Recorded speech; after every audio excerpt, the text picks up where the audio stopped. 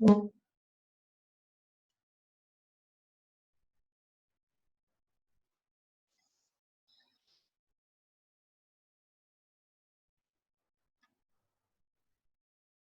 afternoon.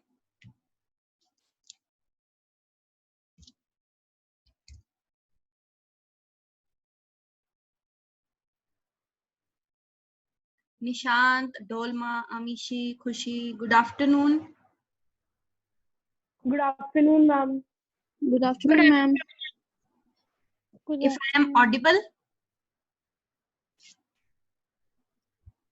Yes, ma'am. Good afternoon, ma'am. Okay, good afternoon. Yes, ma'am. Okay. तो last class में बच्चे हमने viruses किए थे। वायरसेस के बारे में थोड़े से हमने क्वेश्चन किए, वायरस का साइकिल किया था, वायरस का हमने स्ट्रक्चर किया था, है ना, देन क्लासिफिकेशन ऑफ वायरसेस की थी। आई होप कि तुम्हें वो क्लियर है। अपना एनसीईआरटी से एक बार अच्छे से पढ़ लेना सारा कुछ, ठीक है, वर्ड टू वर्ड, क्योंकि हम जो नीट का एग्जाम जिसके लिए हम बेसिकली प्रिपेयर कर रहे हैं वो टोटली तकरीबन एनसीईआरटी से ही आता है, एक्सेप्ट 2-3 क्वेश्चंस, ठीक है। तो एनसीईआरटी तुमने अपनी अच्छे से वो करनी है, रिवाइज करनी है। अगर कोई दिक्कत आती है तो you can ask me through messages और you can ask me directly through chat box, या एसएमएस के थ्रू, अपने फोन पे भी, व्हाट्सएप के थ्रू पूछ सकते हो। Try to solve objective questions, specially last year questions, जो भी बुक्स तुम्हारे पास अवेलेबल हैं। नई बुक्स अवेलेबल है तो ऑनलाइन बहुत सारे क्वेश्चंस वो मिल जाएंगे तुम्हें, क्योंकि बच्चे जितने हम प्रैक्टिस करेंगे क्वेश्चंस की उतनी परफेक्शन आएगी, उतना कंसेप्ट हमें और ज्यादा क्लियर होएगा, ठीक है। तो ये अपना रूटीन बना लो कि जैसे ही चैप्टर पूरा होता है हमने साथ साथ उसके जो है 50 से लेके 100, अभी 50 से लेके 100 करो, फिर नंबर इंक्रीज करेंगे, 100 क्वेश्चन तक हमने उसके कर लेने हैं अपने आप, ठीक है। जब हम उधर क्लासेस में चले जाएंगे फिर तो हमें बुकलेट्स भी मिल जाएंगी, उनकी बैक एक्सरसाइजेस भी किया करेंगे हम, ठीक है। अभी जितने क्वेश्चन मैं कराती हूँ तुम्हें उतने से नहीं गुजारा करना, ऑनलाइन क्वेश्चंस निकाल लो, कुछ पुराने टेस्ट पेपर्स देख लो, कोई तुम्हारे जान पहचान का होएगा आसपास, उसके पास बुक्स अवेलेबल होती हैं वो दे दो।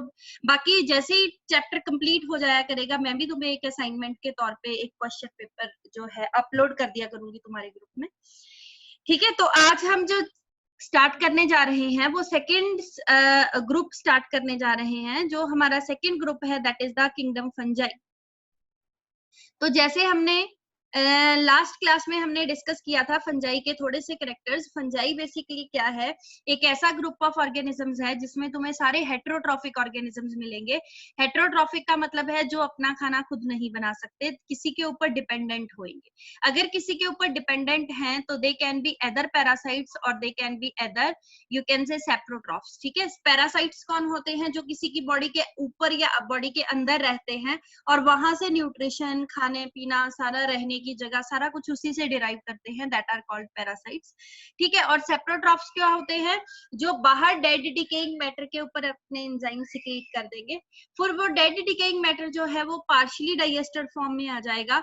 जब वो पार्शियली डाइजेस्टेड फॉर्म में आ जाएगा तो वो अपनी बॉडी में उसको क्या कर लेते हैं, एब्जॉर्ब कर लेते हैं, मतलब इनके अंदर एक्स्ट्रा सेलुलर डाइजेशन होती है। दूसरा जो हमने इनका करेक्टर किया था वो क्या था कि अगर हम इनका सोमेटिक सेल स्ट्रक्चर देखें, इनका सेल देखें, तो इनका सेल यूकैरियोटिक है। यू का मतलब है ट्रू न्यूक्लियस, इसकी कॉन्ट्रास्टिंग टर्म जो है contradictory, that is prokaryotic. Prokaryotic होता है प्रिमिटिव न्यूक्लियस, पुराना सेल, ठीक है। तो जो यूकैरियोटिक है वो हमारा जो है दैट इज ट्रू न्यूक्लियस होएगा, न्यूक्लियस के आसपास न्यूक्लियर मेम्ब्रेन होएगी एंड सारी मेम्ब्रेन बाउंड ऑर्गेनेलीज प्रेजेंट होंगी एक्सेप्ट प्लास्टिड्स, प्लास्टिड्स को छोड़, ठीक है, क्योंकि इन्होंने अपना खाना नहीं बनाना तो प्लास्टिड्स इनके पास नहीं होंगे। तीसरी चीज तुमने क्या ध्यान देनी है कि इनके पास जो सेल वॉल होगी वो इनको बाकी सारे जो है हमारे ग्रुप्स हैं उनसे अलग करती है, क्योंकि इनकी सेल वॉल एक स्पेशल मटेरियल की बनी हुई है जिसको हम काइटिन का नाम देते हैं, या फिर हम नाम देते हैं एन एसिटाइल ग्लूकोसामीन का, या फिर हम नाम देते हैं इसको किसका, फंगल सेलुलोज का। फूड जो स्टोर करेंगे that will be in the form of glycogen और ऑयल की फॉर्म में फूड स्टोर करेंगे, ठीक है। ये सारे कैरेक्टर्स मैंने तुम्हें बताए थे। आज तुम्हें एक और बताती हूँ कि ये जो है हर जगह पे मिलती है फंजाई, हर जगह के ऊपर, मतलब इवन हमारे बालों के अंदर, इवन हमारी कई बार स्किन के ऊपर भी, है ना, नेल्स के ऊपर भी, हमारे कपड़ों के ऊपर भी, हमारे खाने पीने की चीजों के ऊपर भी, गर्म पानी के अंदर भी, ठीक है, बहुत ठंडी जगह के ऊपर भी, हर मतलब एनवायरनमेंट में, हर उसमें तुम्हें फंजाई सरवाइव करती हुई दिखाई देगी।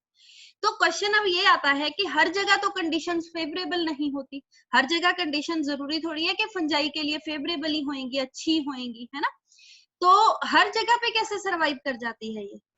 तो इसका रीजन ये है कि इसके पास एक यूनिक प्रॉपर्टी है। यूनिक प्रॉपर्टी क्या है कि they are capable of forming spores. Spores का मतलब क्या होता है कि देखो, जैसे ये फंजाई ग्रो कर रही थी, बोर्ड के ऊपर जरा ध्यान दो एक बार, कि जैसे ये हमारे पास फंजाई ग्रो कर रही थी, ठीक है, अल्टीमेटली क्या हुआ, बाहर कंडीशंस अनफेवरेबल आ गई, फंजाई अब इन कंडीशंस के अंदर सरवाइव नहीं कर सकती, तो फंजाई तो खत्म हो जाएगी। लेकिन वो क्या करेगी, अपने सारे कंटेंट्स, अपनी सारी चीजें इकट्ठी करके उनके अराउंड एक गोल हार्ड वॉल बना लेगी।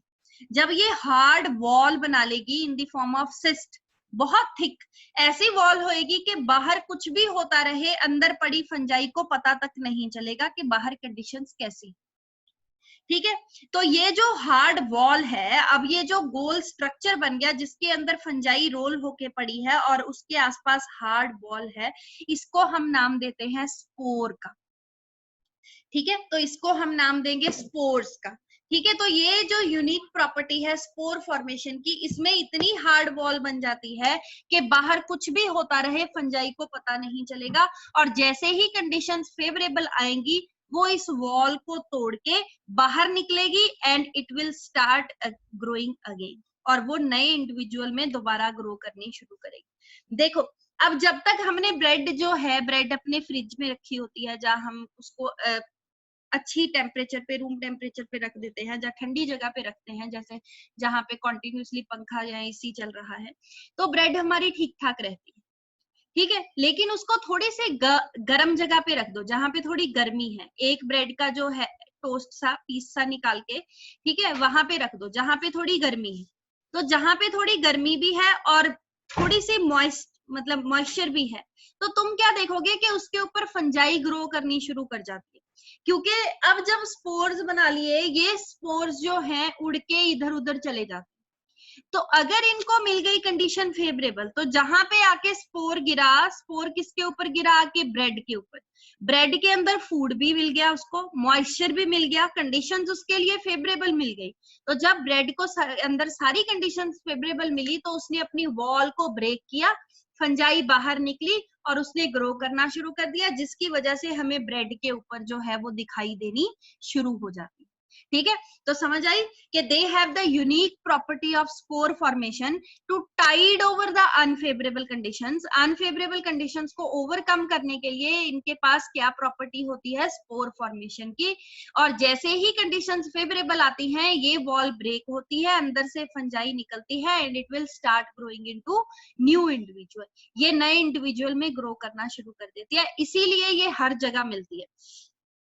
अब दूसरा क्वेश्चन तुम्हारे दिमाग में ये आ रहा होगा कि अगर हर जगह मिलती है तो हमें दिखाई क्यों नहीं देती, है ना, हर जगह पड़ी है। मैंने कहा इवन जिस टेबल के ऊपर मैं बैठी हूँ, ऑल्दो मैंने इसको साफ किया है, पता नहीं कोई स्पोर रह गया हो फंजाई का, है ना। तो अगर हर जगह पे प्रेजेंट है तो हमें दिखती क्यों नहीं, क्योंकि इसकी जो बॉडी स्ट्रक्चर है, उसकी जो नेचर है, that is hyaline in nature. Hyaline कैसा होता है, ट्रांसपेरेंट सा, जो दिखाई नहीं देता, है ना। जैसे हम कह दें कि यू कैन से, जैसे हम उसको भिगो देते हैं, जो गूंद होती है खाने वाली, है ना, क्या कहते हैं, गूंद कतीरा जिसको बोलते हैं, वो जब भीग जाती है तो जो उसका टेक्सचर आता है वो हाइलिन सा होता है ना। तो ऐसी फंजाई होती है जिसकी वजह से दिखाई नहीं देती। और दूसरा मेन रीजन कि ये मोस्टली अंडरग्राउंड होती है, ग्राउंड के नीचे मिलती है हमें, इसीलिए ये हमें कम ही दिखाई देती।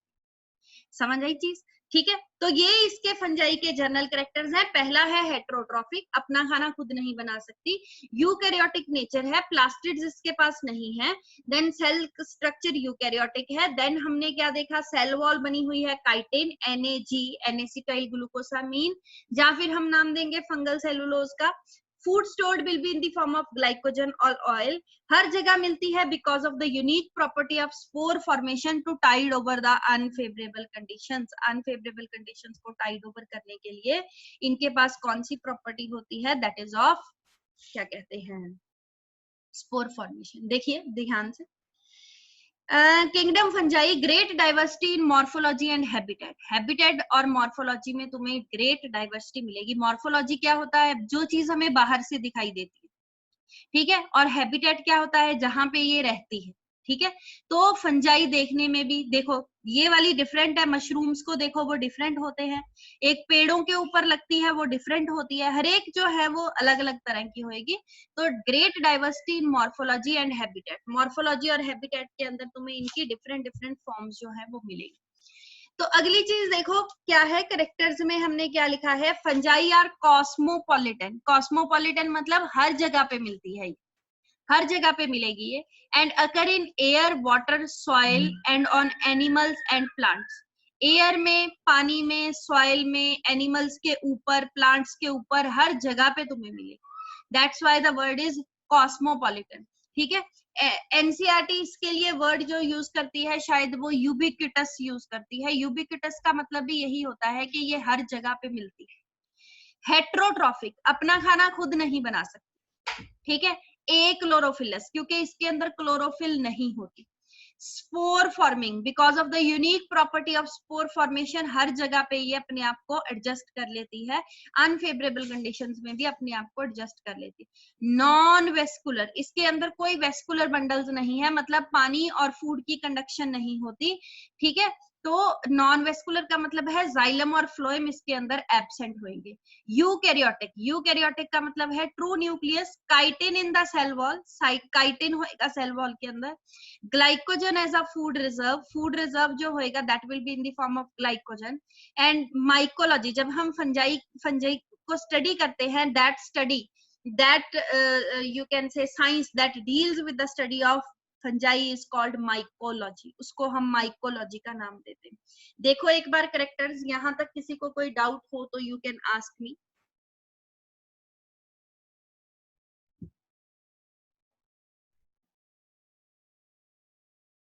मैम ए क्लोरोफाइलस क्या होता है? सेजल, डोलमान, खुशी, निशांत, जो मैं उन्हीं के नाम लेती हूँ जो मुझे स्क्रीन पे नाम जिनके डिस्प्ले होते हैं, ठीक है। कोई ऐसे अपने आप को वो मत समझना कि मेरा तो मैम नाम ही नहीं लेते। खुशी मुझे सारा टाइम दिखती रहती है थ्रू आउट द लेक्चर, इसीलिए उसका नाम बार बार आता है। आजकल अमीशी का नाम नहीं दिख रहा मुझे। चलो let's move to next slide. तो अगली स्लाइड में देखो क्या है, फंजाई इन डेली लाइफ। देखो डेली लाइफ के अंदर हमने देखा है कि हमारी मॉइस्ट ब्रेड, जो हमारी ब्रेड है उसके ऊपर लग जाती है, हमारे फ्रूट्स को खराब कर देती है। देखो फर्स्ट पिक्चर में एक केक सा दिखाया हुआ है, ब्रेड सा, उसके ऊपर फंजाई लगी हुई है। देन स्ट्रॉबेरी को खराब कर रही है। देन जो फंजाई है हमारे प्लांट्स के लीव्स को खराब कर रही है। देन उधर देखो दूसरी उसके ऊपर रस्ट जैसी लगी हुई है, ब्राउन रस्ट, ठीक। तो फ्रूट्स हमारे गलने शुरू हो जाते हैं फंजाई की वजह से, rotten fruits. White spot seen on the mustard leaves are due to parasitic fungus. जो मस्टर्ड के पत्तों के ऊपर, ये साइड वाला जो है दिस इज मस्टर्ड, इसके पत्तों के ऊपर जो तुम्हें व्हाइट व्हाइट स्पॉट दिख रहे हैं, they are due to parasitic fungus, जो इसके ऊपर एज अ पैरासाइट ग्रो कर रहे हैं। सम आर यूनिसेलुलर फंजाई, जैसे यीस्ट है जिससे हम बेकिंग इंडस्ट्री में यूज करते हैं, ब्रेड बनाने के लिए, केक्स बनाने के लिए, जो मतलब काफी बड़े लेवल के ऊपर केक्स वगैरह बनाते हैं, वो यीस्ट डालते हैं उसके अंदर, ठीक है। यीस्ट फर्मेंटेशन कॉज करके वो उसको फुलावट देता है, जो डो होता है उसको फुला देता है, ब्रेड के डो को भी फुला देता है, ठीक है। ऐसे ही जो हमने अल्कोहलिक बेवरेजेस बनानी है, जैसे विस्की, वाइन, बियर, रम, ये सारी हो गई, इनके अंदर यीस्ट यूज होती है। तो यीस्ट हमारे पास यूनिसेलुलर फंजाई है, बाकी तकरीबन सारी की सारी मल्टी सेलुलर नेचर। एक यही है जो हमारी क्या है, unicellular. Other fungi causes diseases in plants and animals, जैसे wheat rust causing Puccinia is an important example, ठीक है। तो बाकी फंजाई जो है वो प्लांट्स और एनिमल्स में भी डिजीज कॉज करती है। जैसे हम कहेंगे कि पक्सीनिया जो है वो वीट की रस्ट है, पक्सीनिया इसको कॉज करती है वीट के ऊपर। some are sources of antibiotics. What are antibiotics? Anybody from the whole batch, अगर किसी को antibiotics का मतलब पता हो? एंटी का मतलब होता है अगेंस्ट, बायो मीन्स लाइफ, तो अगेंस्ट लाइफ, किसकी लाइफ के अगेंस्ट? हमारी लाइफ के अगेंस्ट नहीं, जो पैथोजेनिक ऑर्गेनिजम्स हैं, जो हमारी बॉडी में डिजीज कॉज करते हैं, उनकी लाइफ के अगेंस्ट जो केमिकल्स होंगे उनको हम कहते हैं एंटीबायोटिक्स। देखो जैसे कोई बैक्टीरिया है हमारी बॉडी के अंदर कोई डिजीज कॉज करता है, जैसे साल्मोनेला टाइफी है, वो हमें टाइफाइड कॉज करता है, ठीक है, तो इसके अगेंस्ट जब हम डॉक्टर के पास जाएंगे पहले वो चेक करेगा, हमें चेक करने के बाद अगर टाइफाइड कंफर्म हो जाता है तो वो हमें एंटीबायोटिक्स देता है। तो what are antibiotics? Antibiotics basically they are the chemicals that are against the life of that typhoid causing bacteria. तो ये आए कहां से एंटीबायोटिक्स? ये एंटीबायोटिक्स सिंथेसाइज भी कुछ माइक्रो ऑर्गेनिजम्स ही करते हैं। जैसे यहाँ पे एग्जांपल दी हुई है कि जो ये है फंगस है, कई एंटीबायोटिक्स भी सिंथेसाइज करती हैं, और वो एंटीबायोटिक्स जो है that are against the life of another pathogenic. Pathogenic होता है disease causing micro organisms, but हमारी ये लाइफ के लिए होते हैं, दे आर प्रो लाइफ, हमारे लिए प्रो लाइफ होते हैं, लेकिन जो पैथोजेनिक माइक्रो ऑर्गेनिजम्स हैं उनकी वो अगेंस्ट लाइफ होते हैं, इसीलिए इनका नाम रखा है एंटीबायोटिक्स। ठीक है, तो हमारे पास एक फंगस है, फंगस का नाम है पेंसिलियम नोटेटम, वो उनसे हमें मिलती है पेंसिलिन। जब ये वर्ल्ड वॉर हुई थी ना, तो वर्ल्ड वॉर के टाइम पे जब लास्ट वर्ल्ड वॉर हुई है, तो वर्ल्ड वॉर के टाइम पे क्या हुआ था कि जो हमारे बहुत जख्मी हो गए थे सोल्जर्स, उन सोल्जर्स को ट्रीट करने के लिए इसका यूज किया गया था एंटीबायोटिक का। लेकिन ये एंटीबायोटिक जो है ना, ये एंटीबायोटिक एलर्जीज बहुत कॉज करती है मैनी केसेस के अंदर, इसीलिए इसको आजकल हम बहुत कम यूज करते हैं। बस ये सिफिलिस एक डिजीज है, एसटीडी है, सेक्सुअली ट्रांसमिटेड डिजीज है, उस केस में ये ज्यादा यूज होती है, अदरवाइज इसका इतना यूज नहीं है due to their allergic reactions, और एलर्जी भी बहुत सीवियर होती है। ठीक है, तो एंटीबायोटिक्स का मतलब आई होप कि तुम्हें समझ लग गया। कई फंजाई जो है हमारे पास एडिबल भी हैं, ठीक है, जिनको हम खाते हैं, जैसे मशरूम्स है ना, काफियों को मशरूम पसंद होते हैं, तो मशरूम तुम खाते हो, तो बेसिकली मशरूम्स क्या है, दे आर द फंजाई जो हम खाते हैं। ठीक है, टोडस्टूल्स जो है ये भी फंजाई हैं, लेकिन हाँ कई इसमें पॉइजनस भी होती हैं। ठीक है, जैसे हमारे पास आगे हम पढ़ेंगे एमेनिटा सीजेरिया है, वो जो है वो जहरीली है, पॉइजनस है, उसको अगर कोई खा ले तो उसकी डेथ हो जाती है। तो क्या बताया मैंने, डेली लाइफ के अंदर फंजाई की अगर बात करेंगे तो हमारे फ्रूट्स को, हमारे ब्रेड्स को, हमारी व्हीट को, हमारे दूसरे प्लांट्स को, मस्टर्ड वगैरह हो गया, इसके ऊपर ये एज अ पैरासाइट ग्रो करके इसको खराब कर देती है। यूजफुल भी है क्योंकि इससे हमें एंटीबायोटिक्स मिलती हैं। ठीक है, कईयों को हम खाते भी हैं और कई पॉइजनस भी है। ठीक है, एक बार देखो इस वाली स्लाइड में किसी को कोई दिक्कत होगी तो पूछो।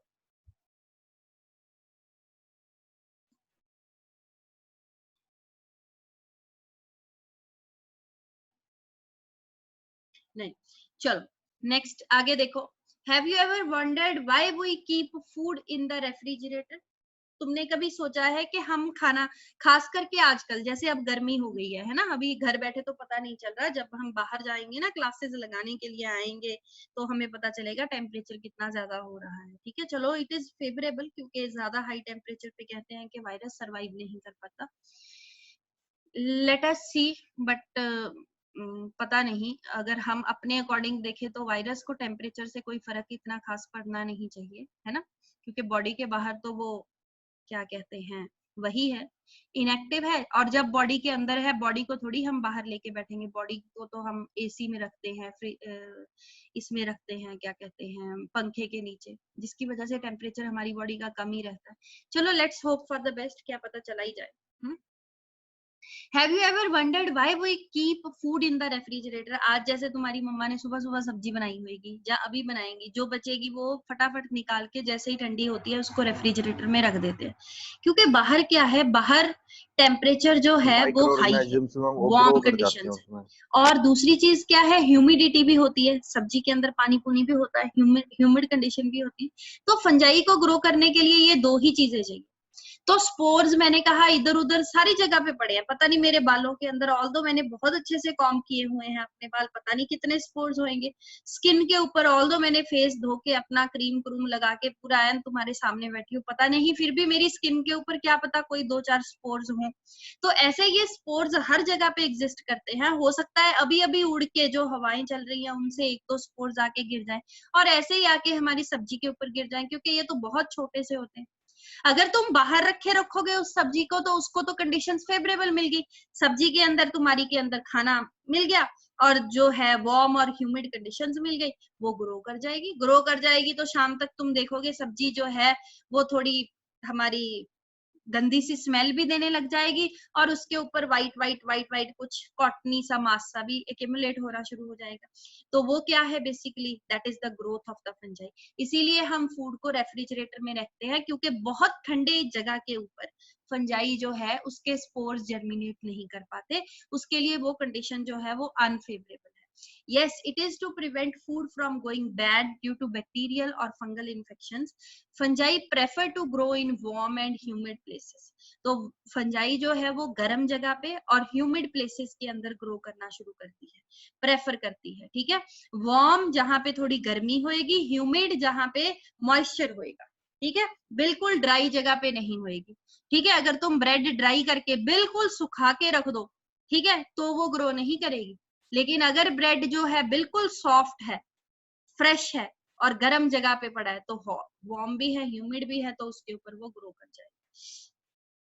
तो अब हम बात करते हैं बेसिक स्ट्रक्चरल यूनिट, मतलब जैसे हम कहते हैं कि हमारी बॉडी जो है वो सेल्स की बनी हुई है, तो हमारी बॉडी की जो बेसिक स्ट्रक्चरल यूनिट है जो हमारी बॉडी को बनाती है, दैट इज द सेल।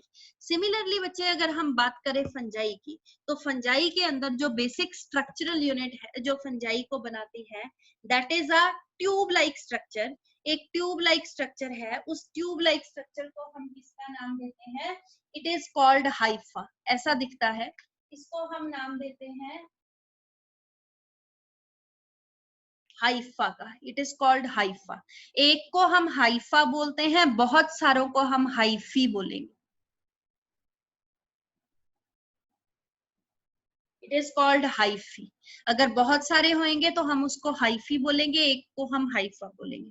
देखो तो जो बॉडी ऑफ द फंगस होएगी, मतलब पूरी बॉडी की बात करें हम, तो वो इन हाइफी को मिला मिला के बनी होएगी। जैसे हमारी बॉडी सेल्स को मिला मिला के बनी है, सेल्स को मिला के टिश्यूज बन गए, टिश्यूज को मिला के हमारे पास ऑर्गन्स बन गए, ऑर्गन्स को मिला के हमारे पास ऑर्गन सिस्टम बन गया, ऑर्गन सिस्टम को मिला के ऑर्गेनिज्म बन गया, तो हमारी पूरी बॉडी बन गई। ऐसे ही जो फंजाई की बॉडी है वो इनको मिला के, जो हाइफा है उनको मिला मिला के बनी होएगी, ठीक है। और जो नेटवर्क ऑफ हाइफी होते हैं उसके लिए हम टर्म यूज करते हैं mycelium, it is called mycelium.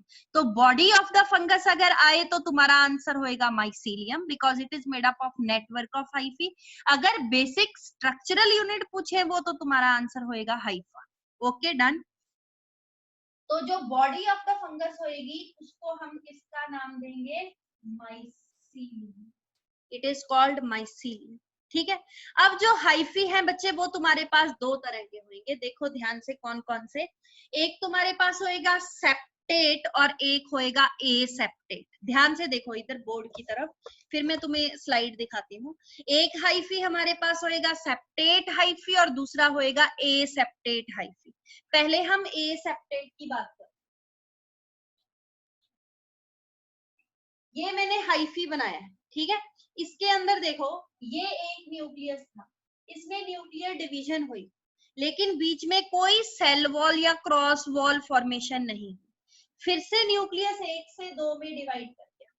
जब न्यूक्लियस फिर से डिवाइड किया लेकिन सेल वॉल प्रोटोप्लाज्म की कोई डिवीजन नहीं, फिर से डिवाइड कर गया, प्रोटोप्लाज्म की कोई डिवीजन नहीं, तो तुम्हें क्या दिखेगा कि एक ट्यूब लाइक स्ट्रक्चर है that is filled with free nuclei.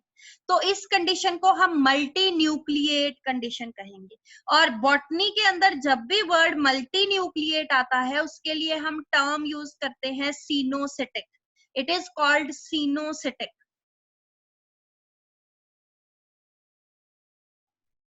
Done. तो ये कंडीशन जो है दैट इज एसेप्टेट। तो तुम क्या डिफाइन करोगे इसको? When nuclear division occurs without formation of cross wall और without the division of protoplasm, that is called aseptate condition. और ये एसेप्टेट कंडीशन हमें लोअर फंजाई के अंदर मिलती है, हायर के अंदर नहीं मिलती, लोअर फंजाई के अंदर मिलेगी। दूसरी कंडीशन देखो कौन सी है।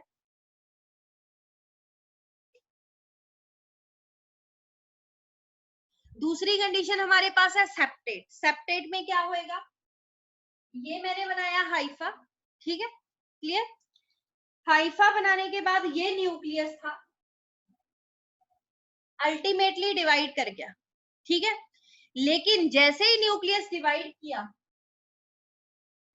Immediately there is formation of cross wall. बीच में जो बन गया उसको नाम देंगे सेप्टा का, ठीक है। तो इसको कहेंगे सेप्टेट हाइफी।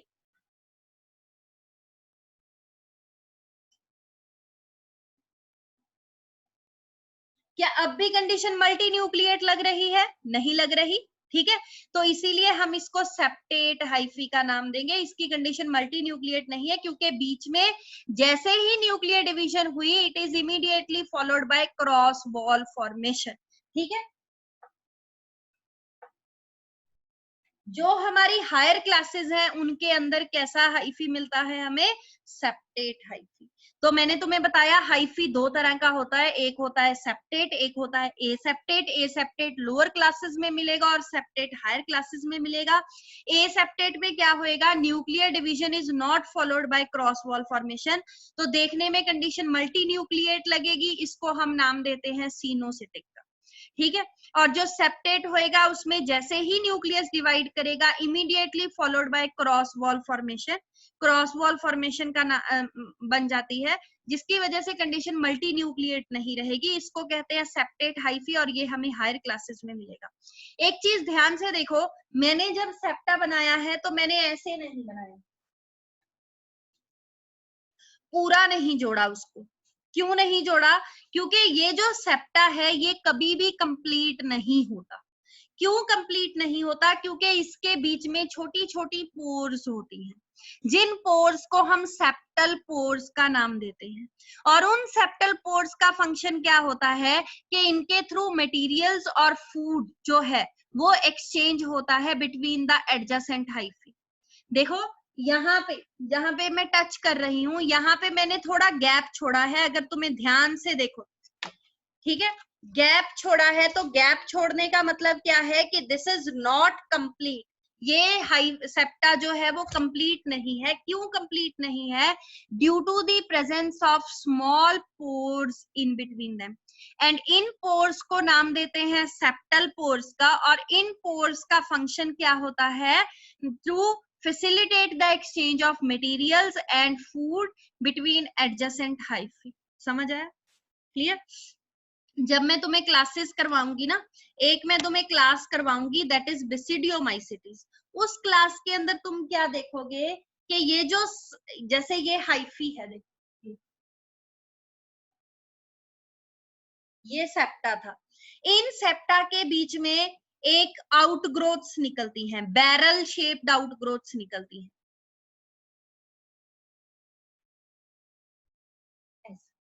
ऐसे। तो ये जो बैरल शेप्ड आउटग्रोथ्स निकलती है, इस हाइफी को हम नाम देते हैं स्पेशल क्या?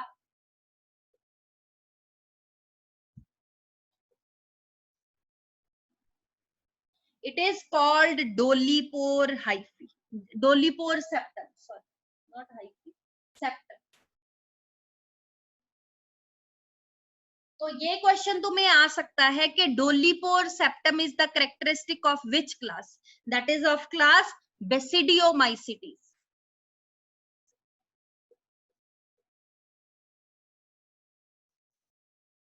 अब तुम सोच रहे होगे ये क्लास कहाँ से आई? अभी क्लासिफिकेशन करेंगे ना तो उसमें क्लासेस आएंगी सारी, ठीक है। लेकिन ये यहाँ पे बताना जरूरी था इसलिए मैंने बता दिया। तो नाम याद रखना तुम, बेसिडियोमाइसिटीज, उसके अंदर हमें कैसे हाइफी मिलेंगे? क्या बताओगे कि जो सेप्टा है वहां से बैरल शेप्ड आउटग्रोथ्स निकलती हैं, और जो बैरल शेप्ड आउटग्रोथ्स होती है उनको हम नाम देते हैं डोलीपोर सेप्टम का। देखो कई कई बार क्या होता है, कुछ क्रिस्टलाइन स्ट्रक्चर्स इन पोर्स को ब्लॉक कर देते हैं, तो जब बीच में फंस जाते हैं, तो जब इन पोर्स को वो ब्लॉक कर देते हैं तो एक्सचेंज ऑफ मटेरियल्स जो है वो बंद हो जाता है।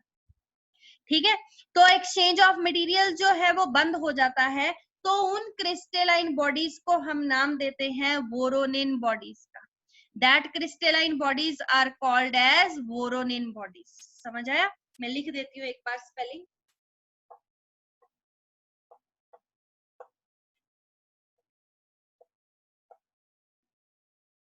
तो क्या बताया मैंने कि कई की बार कोई क्रिस्टलाइन स्ट्रक्चर जो है इन सेप्टल पोर्स के अंदर फंस जाता है, तो जब बीच में फंस जाता है तो क्या होता है, वो इसको क्या कर देता है, ब्लॉक कर देता है, जिसकी वजह से क्या होता है, एक्सचेंज ऑफ मटेरियल जो है वो बंद हो जाता है। दैट्स व्हाई इन बॉडीज को हम नाम देते हैं क्रिस्टलाइन बॉडीज को, दैट इज वोरोनिन बॉडीज। समझ आया? ठीक है, स्क्रीन पे एक्चुअली कुछ अपीयर हो गया है, I am trying to hide it, लेकिन वो हाइड ही नहीं हो रहा, पता नहीं है चला।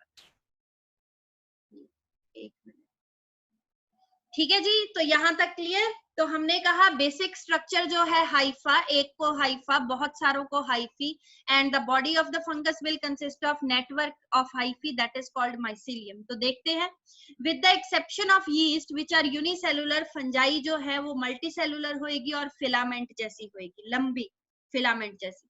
Their bodies consist of long, slender, thread-like structures called hypha, and the network of hyphae is known as mycelium. उसको हम mycelium का नाम देते हैं। Plastids are absent, इनके अंदर plastids नहीं होंगे, और इनके अंदर एक लोमाजोम्स होते हैं। लोमाजोम्स क्या होते हैं? मेम्ब्रेन वेसिकल्स होते हैं जो प्लाज्मा मेम्ब्रेन के साथ अटैच्ड होते हैं। Cell wall of fungi are composed of chitin and polysaccharides that are made up of acetyl glucosamine, जिसको हम N-acetyl glucosamine का नाम देते हैं। शॉर्ट फॉर्म इसकी होती है NAG। काइटोसोम्स, काइटोसोम्स बेसिकली क्या होते हैं, इनके अंदर काइटिन प्रेजेंट होता है, वॉल मटेरियल होता है जिसको हम काइटिन का नाम देते हैं। अगर इसकी सेल वॉल को कोई इंजरी हो जाती है तो उसकी रिपेयर के लिए ये इमीडिएटली काइटिन देके उसको इमीडिएटली उसको रिपेयर कर देते हैं। तो लोमासोम्स इसकी प्लाज्मा मेम्ब्रेन के साथ अटैच्ड कुछ वेसिकल्स होंगे, और काइटोसोम्स जो होंगे उनके अंदर काइटिन प्रेजेंट होएगा। तो ये है फंजाई का स्ट्रक्चर, देखो ध्यान से। This is the tube like structure known as hypha. इस हाइफा को ध्यान से देखो, इसमें सारी मेम्ब्रेन बाउंड ऑर्गेनेलीज हैं। नीचे वाली डायग्राम देखो ध्यान से, ये वाली। This is centrally placed nucleus, nucleus के अराउंड उसकी सेल मेम्ब्रेन है, सॉरी न्यूक्लियर मेम्ब्रेन है, उसके अराउंड एंडोप्लाज्मिक रेटिकुलम है, माइटोकॉन्ड्रिया प्रेजेंट है, गोल्जी अपरेटस है, सेल वॉल है, सेल मेम्ब्रेन। ठीक है, फिर उसने दिखाया हुआ है ऊपर हाइफा। हाइफा के अंदर जो है एसेप्टेट कंडीशन दिखाई है, क्योंकि बहुत सारे न्यूक्लियाई पड़े हैं और बीच में प्रोटोप्लाज्म कहीं पे भी डिवाइड नहीं कर रहा, तो ऐसी कंडीशन को हम नाम देंगे सिनोसिटिक या फिर एसेप्टेट कंडीशन का। ठीक है, समझ आया? क्लियर? तो ये तुम्हारे पास इसका जो है वो है, क्या कहते हैं, सेल स्ट्रक्चर। ठीक है, फंजाई की टाइप्स जो है इसकी हाइफा की, ये देखो।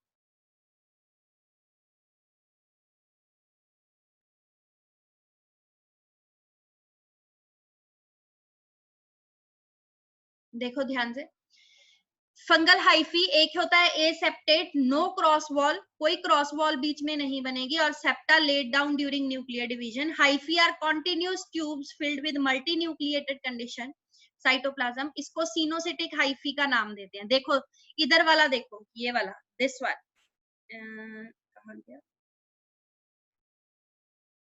दिस वन जिसपे मैं एरो लेके जा रही हूँ, this is septate, lower classes में मिलेगा, एंड दिस इज सेप्टेट। ये वाला जो है इसके बिल्कुल साथ पड़ा है, दैट इज सेप्टेट। इसमें जैसे ही न्यूक्लियर डिवाइड कर रहा है तो बीच में क्रॉस वॉल फॉर्मेशन हो रही है, लेकिन देखो क्रॉस वॉल फॉर्मेशन कंप्लीट नहीं है, बीच में थोड़ी सी जगह खाली है। सेप्टेट में देखो क्रॉस वॉल और septa are laid down. It may be monokaryotic और डाइकैरियोटिक, न्यूक्लियाई एक भी हो सकता है और दो भी हो सकते हैं। मोनोकैरियोटिक, मोनो मतलब सिंगल, कैरियन मतलब न्यूक्लियस, डाई मतलब दो, कैरियन मतलब न्यूक्लियस। इट में septa are seldom complete and are perforated, कभी भी कंप्लीट नहीं होते और इनके बीच में छोटी छोटी पोर्स होती हैं। परफोरेटेड का मतलब पोर्स होती हैं, ठीक है। Central septal pore seen in asco and deuteromycetes, ये भी इनकी क्लासेस हैं। और डोलीपोर सेप्टम जो है वो किस में मिलेगा, बेसिडियोमाइसिटिस में। ऊपर वाला सिंपल सेप्टा है, नीचे वाला जो है बैरल शेप्ड आउटग्रोथ जो दिखा रही हैं, that is the dolipore septa, जो तुम्हें किस में मिलेगा, बेसिडियोमाइसिटिस में। कई कई बार कुछ मेम्ब्रेन बाउंड क्रिस्टलाइन स्ट्रक्चर्स इनको प्लग कर देते हैं, बंद कर देते हैं, और इन बॉडीज को हम नाम देते हैं किसका, बोरोनिन बॉडीज का। समझ आया, इनको हम नाम देंगे बोरोनिन बॉडीज। देखो बच्चे यहां तक तुम्हें क्लियर है, टाइप्स ऑफ हाइफी सारा कुछ। काफी इसमें टर्म्स वगैरह आज काफी आ गई, तो आई होप कि आज की क्लास के लिए मुझे लगता है काफी है, ठीक है। मैम सेप्टेट तो का इतना सेकंड तुम पॉइंट रिवाइज करके समझाना। रखना। अच्छा, पीपीटी जो होती है ना, पीडीएफ फाइल जो भेजनी है वो मैं तुम्हें भेज दूंगी, ठीक है। थोड़ी देर तक भेजूंगी क्योंकि इसके बाद मेरी +2 की क्लास होती है, ठीक है। तो तुम मुझे मैसेज मत किया करो, मुझे याद रहता है कि मैंने भेजना है, ठीक है। और कुछ थोड़ी सी कई बार टेक्निकल इशू आ जाता है, तो मुझे थोड़ी सी हेल्प लेनी पड़ती है किसी की भेजने के लिए। तो ऑब्वियसली मैं अपने हस्बैंड की लेती हूँ, लेकिन right now he is on duty, he is basically doctor in PGI, तो ही इज ऑन ड्यूटी, तो ही ऑफन कम्स लेट, तो लेट आते हैं, तो इसीलिए कई बार लेट हो जाता है भेजना। तो प्लीज बार बार मैसेज मत किया करो, मुझे याद होता है कि मैंने तुम्हें भेजना है, ठीक है। तो यहाँ तक रिवाइज करके रखना अच्छे से। अगर किसी को कोई किसी चीज में भी दिक्कत है, कोई भी तुम्हें वो लगती है टर्म, क्योंकि तुम्हारे लिए बिल्कुल नहीं है कि ये जो है टर्म्स जो है क्लियर नहीं हुई, तो you can message me directly और you can ask me day after tomorrow जब तुम्हारी नेक्स्ट क्लास होगी, ठीक है। Till then bye bye, take care and stay safe and stay at home, ठीक है। अगर किसी ने अभी कुछ पूछना है तो स्टिल वी हैव 1 मिनट, तो यू कैन आस्क। अगर नहीं पूछना तो say bye bye. Okay okay okay, पूछ रहा है कोई कुछ, और सेइंग मी बाय, देख लेते। Thank you ma'am. Septate second point, Harkirat Singh, septate में इट में बी मोनोकैरियोटिक और it may be dikaryotic. Harkirat यहाँ इस पिक्चर पे ध्यान दो बच्चे, इसमें देखो एक में 2 न्यूक्लियाई दिखाए हैं, मतलब डाइकैरियोटिक, डाई मतलब 2, कैरियन मतलब न्यूक्लियाई। एक में एक एक न्यूक्लियाई दिखाया है, मतलब मोनोकैरियोटिक। मोनो मतलब सिंगल, कैरियन मतलब न्यूक्लियस, ठीक है। ओके हरकीरत, क्लियर है। Manpreet bye ma'am, Harsh bye, bye bye बच्चों, okay take care.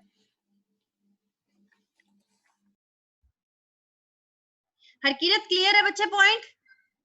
Yes ma'am.